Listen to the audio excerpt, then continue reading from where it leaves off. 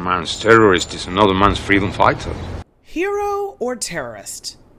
We're going to talk about the dangerous game of American justice. Well, then tell these guys that I'm not a terrorist. Listen, I'm not the bad guy. Hi, I'm Melba Pearson, also known as the Resident Legal Diva, and welcome to Melba Make It Make Sense. Be sure to like, comment, and subscribe for more of these deep dives. In America, the label matters more than the crime.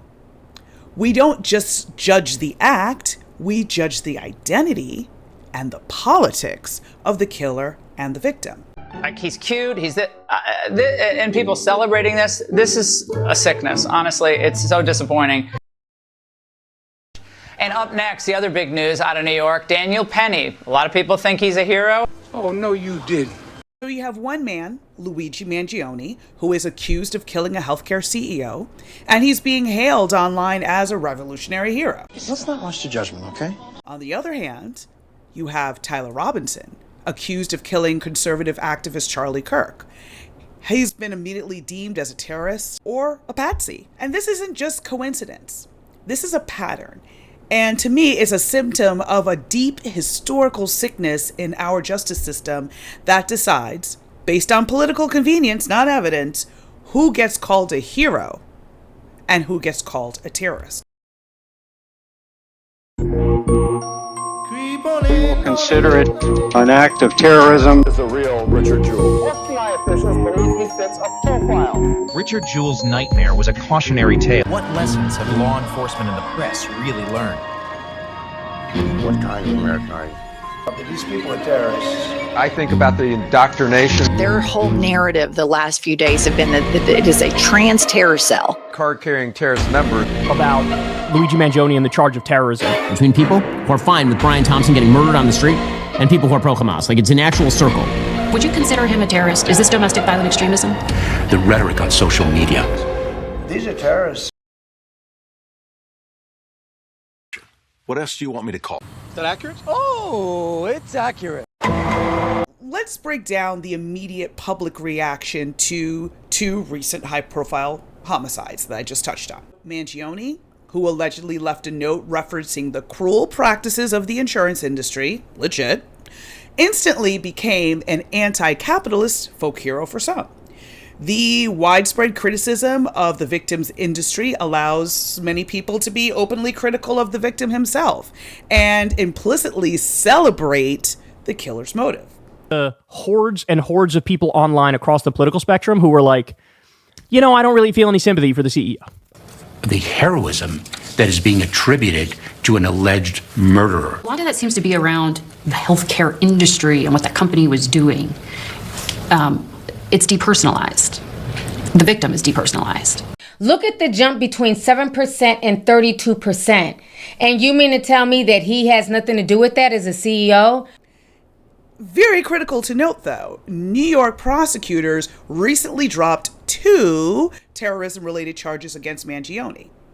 He is being framed as an individual with a grievance. Contrast that with Tyler Robinson, who's accused of killing Charlie Kirk. The reaction here is completely the opposite. The victim, Charlie Kirk, is a polarizing political figure in life, but in death, he was immediately sanctified. The justice system is designed to treat both as innocent until proven guilty, but public opinion has already written the verdict.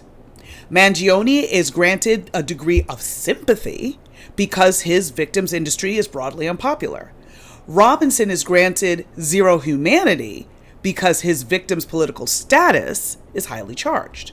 I am not a terrorist. And why these people would be driven to such evil and such hatred. And yes, domestic terrorists, because that's what they are. We're seeing this labeling machine working in real time when it comes to those who were involved with the January 6th riot. That are true heroes, you know, because they did stand up for a stolen election. And the truth will set us free, and that's why Donald Trump did what he did. His son is the figure here in military camouflage, tackling police, at the heart of the fight on January the 6th. He's now insisting everything he did that day was legitimate. We should have never been in that jail. So their acts of violence are justified because they are deemed victims of an quote-unquote unjust system. Political prisoners because of the weaponization of our government. You haven't actually given them a trial in 4 years. It can't be that complex. Law dictates such. Once people are labeled as terrorists, they appear to be no longer eligible for any sort of due process. This relabeling is the ultimate act of rebranding. You have an accused, oftentimes a white male, without a clear opposing political tie. The media narrative immediately pivots to mental health issues. But we cannot allow that to then allow us to portray him in a sympathetic manner. He is not a sympathetic character at all. I also find it very interesting that some news outlets were reluctant to call this what this is, which is a race crime. Some people were trying to argue that this was about Christianity. This is not about Christianity at all. And if you look at his manifesto online, it was clear that he hated black people, and this was a hate crime. This was a terrorist attack, and people need to call it out for what it is.